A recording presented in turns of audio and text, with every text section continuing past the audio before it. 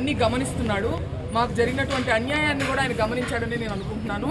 ఆ రోజు వెంకటేశ్వర స్వామి దర్శనం అయిన తర్వాత జరిగినటువంటి ఈ ఇన్సిడెంట్స్ అన్నీ ఏమైతే ఉన్నాయో అదంతా కూడా వెంకటేశ్వర స్వామి గారి దర్శనం అయిన తర్వాత జరిగింది.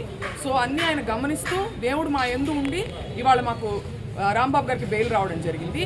అట్లాగే వాళ్ళ ఎవరైతే ప్రవోక్ చేశారో గ్రంథాలయం చైర్మన్ గారు వందన గారు కానీ ఇతరులు కానీ ప్రవోక్ చేసిన వారి పట్ల మటుకు ఏ కేసులు లేవు. అవే తప్పులు చేసినటువంటి అవే మాటలు మాట్లాడినటువంటి వారి మీద మటుకు ఏ కేసులు లేవు.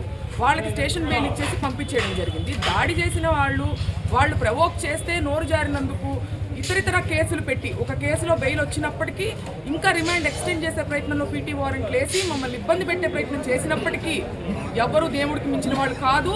న్యాయ వ్యవస్థ మీద మాకు నమ్మకం ఉంది. ఇవాళ ఆయనకి బెయిల్ వచ్చినందుకు మేమందరం చాలా ఆనందంగా ఉన్నాం. మేడం, మీరు టార్గెట్ చేసిన తర్వాత చివరి ర్యాంక్ వచ్చింది ఎమ్మెల్యే గారికి. అదేనండి నేను చూశాను. ఆవిడ మరి వాళ్ళ పార్టీ వాళ్ళే ఆవిడకి చివరి ర్యాంక్ ఇవ్వడాన్ని ఆవిడ ఎక్కువ సీరియస్గా తీసుకోవాలి. మరి ఆవిడ వర్క్ ఎలా ఉందనేది ఆవిడే కొంచెం ఒకసారి ఆలోచించుకోవాలి. దాడుల మీద ఉన్న ఇంట్రెస్ట్ డెవలప్మెంట్ అంతే కదండి, అంతే కదా.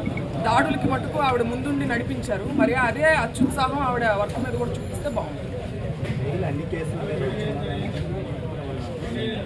లేదండి, మనకి ఆల్రెడీ హైకోర్టులో మనము 41A తెచ్చుకోవడం జరిగింది. ఇంకా ఇప్పుడు మెడికల్ కాలేజీలు దాని విషయంలో జరిగిన ర్యాలీ విషయంలో జరిగినటువంటి కేసు మీద మటుకు ఇప్పుడు బెయిల్ రావడం జరిగింది.